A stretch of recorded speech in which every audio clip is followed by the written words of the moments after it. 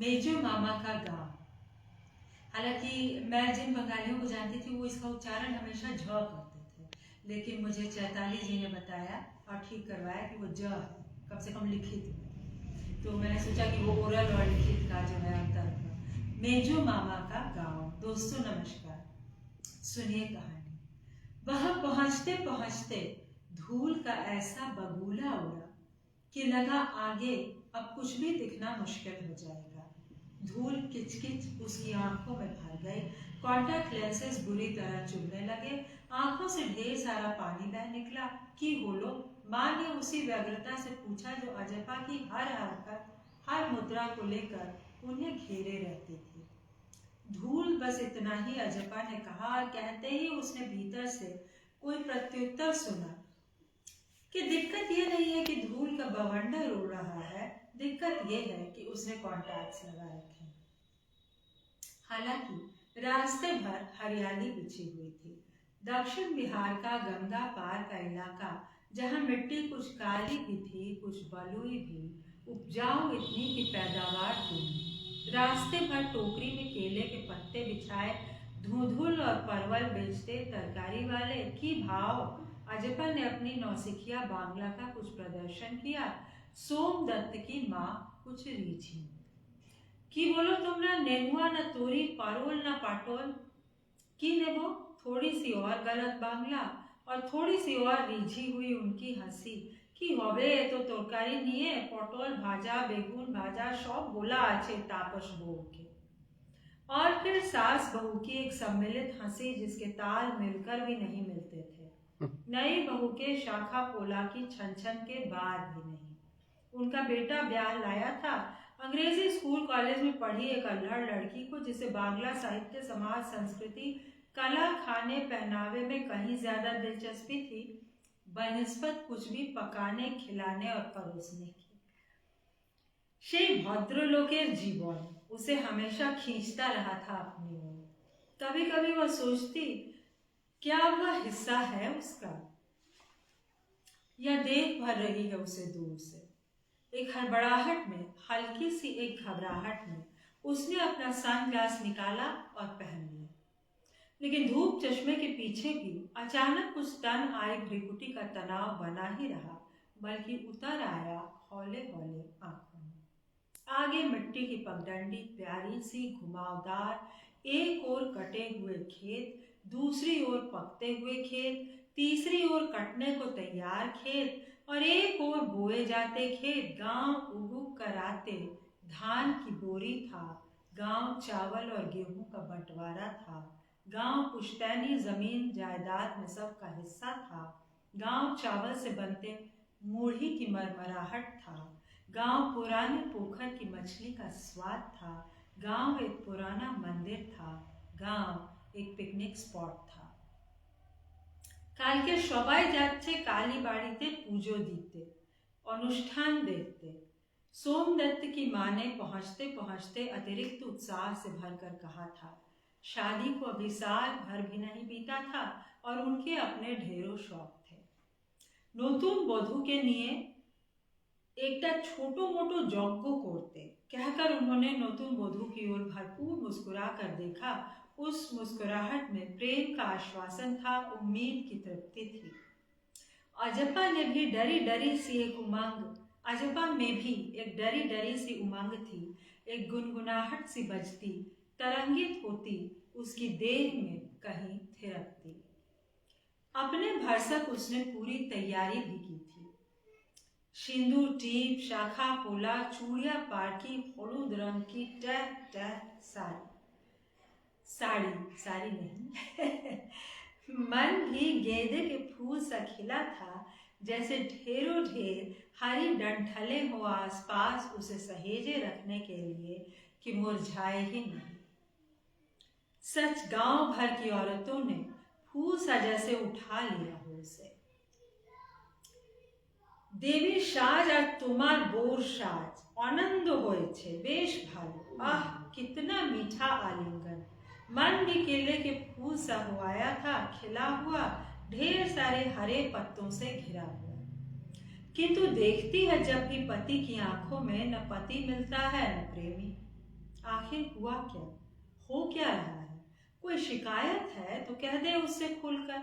ऐसा ही वादा भी किया था उन दोनों ने मिलकर। क्या उसे याद नहीं? जिंदगी गांव के रास्तों की सी पहेली है, खेतों में से मुड़ती हुई, घूम घूम कर चलती हुई। मेजो मामा गांव में रहते थे, बीघों जमीन, फिर भी अकेले। नहीं की शादी, राम गए रोज पूजा के ही अनुष्ठान में। खेत और आता जाता मौसम, आते जाते मौसम में खेतों की कुड़ाई, बुआई, सिंचाई, फिर कटाई और तब जाकर बटाई। अंकुर से सर उठाते या फिर बढ़ते पकते हवा में झूमते अनाज के पौधों वाले खेत हर मौसम में भ्रमण स्थली थे, खुलेपन से सराबोर धूप हवा के विचरण केंद्र। वो खेत में ही खड़े थे, अजपा और मेजो मामा। सोमदत्त उनके आसपास टहल रहा था। खेत में छोटे मोटे बाकले के पौधे थे जो थोड़े थोड़े पुष्ट होने लगे थे। खेत के पार कृष्काया एक नदी बह रही थी, मटमैला जल, पतली धार, लगभग सूख रही थी नदी, उसके अपने भीतर की नदी की तरह। क्या इससे सिंचाई भी होती है? नहीं, बोरिंग है उधर धान के खेतों में, और ये बाखले के खेत ये तो ऐसे ही है शौकिया। और फिर अब मैं थोड़ा हिस्सा छोड़कर आगे बढ़ती हूँ। यहाँ आती हूँ, एक जरा सा इनका प्रसंग जो बीच बीच में आता है, फसलों के बीच बीच रुक रुक कर जो आपको सोच रही है यहाँ कि क्या हो रहा है। कटहल की सब्जी की बात हो रही है, बाखले की पूड़ी की बात हो रही है, और ऐसा लगता है कि सरसों के तेल में तली सिकती बाखले की पूड़ियों का सुंदर हल्का कसैला स्वाद भर आया जैसे अजपा के प्राणों में। ये जो हिस्सा छोड़ा गया है वो भी बहुत प्रिय है, लेकिन छोड़ा इसलिए गया है कि मैं चाहती हूँ कि कुछ इसको पढ़ा भी जाए, है ना? सब सुन ही लिया जाएगा तो कैसे होगा। बेशक। और लुप्त भी हो गया जैसे उसी तीव्रता से मुंह के भीतर न जाने कहाँ आया ही नहीं जिह्वा पर। एक गर्म से खुशबू लिपट कर रह गई उसके चारों ओर। आंखें भर आई नानी दादी के मुस्कुराते चेहरों की याद से।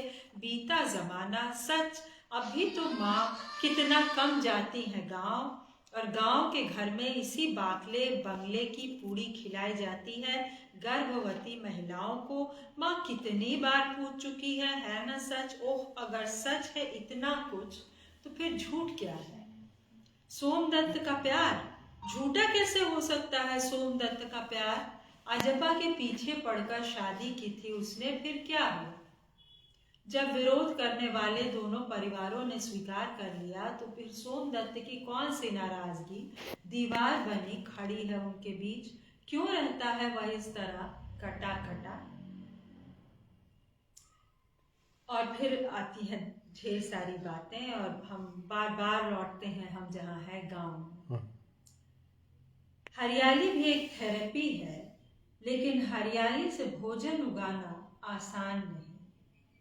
गांव में फसल उगाने का बीड़ा मेजो मामा का, गांव दिखाने का बीड़ा मेजो मामा का।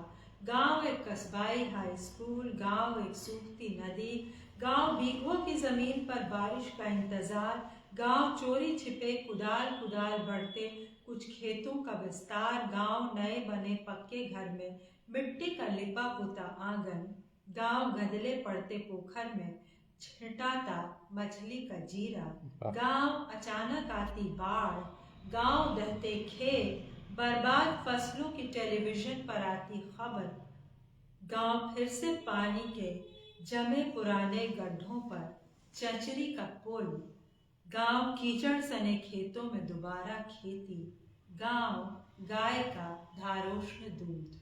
वाह वाह। गांव ये सब कुछ अजपा के लिए, ये सब कुछ काम मेजो मामा का। गांव न कुछ भी नया न खास मेजो मामा के लिए, बस अपनी शांत हरी भरी जगह। गांव मेजो मामा की रोजमर्रा की जिंदगी। दोपहर की एक बजिया धूप में चिकने आंगन को खजूर के सूखे पत्तों के झाड़ू से बुहार कर अपराह्न का भोजन, 2 माँ 4 भात, कसमसाती गर्मी में भात का जैसे नशा, खाकर सो जाता है पूरा गांव।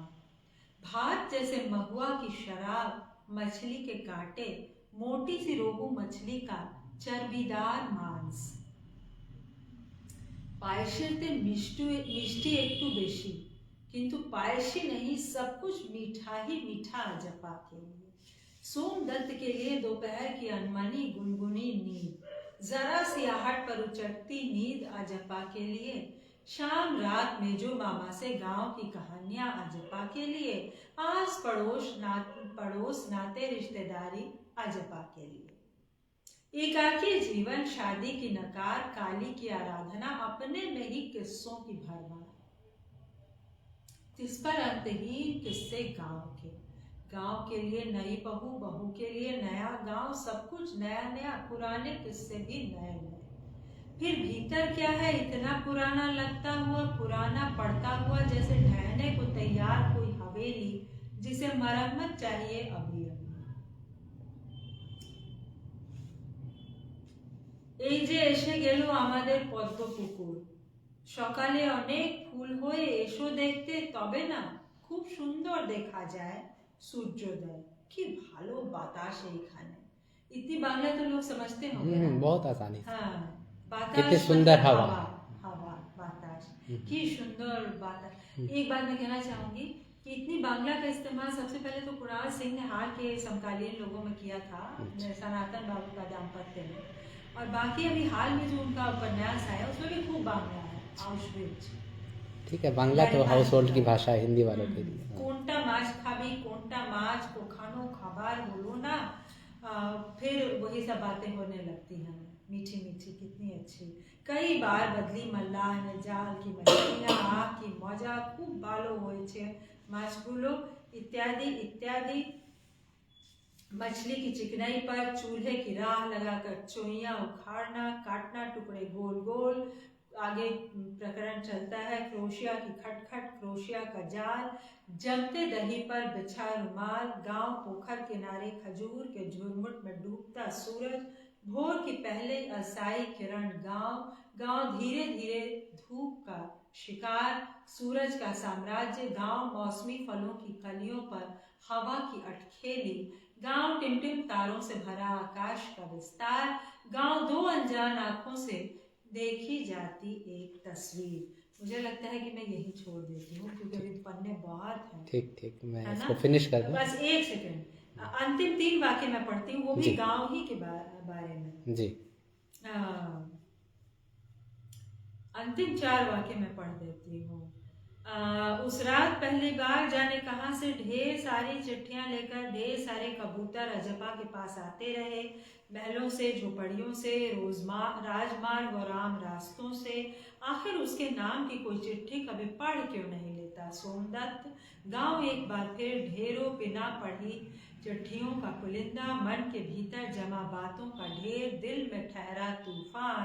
गांव पेड़ पर हर वक्त डोलता झंझावात, गांव अजपा की आखिरी जी तोड़ कोशिश। वाह।